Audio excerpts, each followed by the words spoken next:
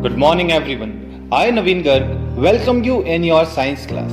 Students, today we'll study breathing in insects and reptiles. Insects. Insects have holes on their bodies called spiracles which help them to breathe. They have a network of air tubes called trachea which run across the whole body. Air passes through this network of tubes to whole body of the insect. Now we'll see breathing in reptiles. Reptiles have lungs which help them to breathe.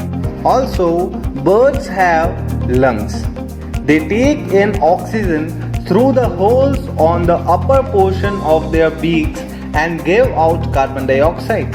Students, now see the holes of breathing in beaks of birds.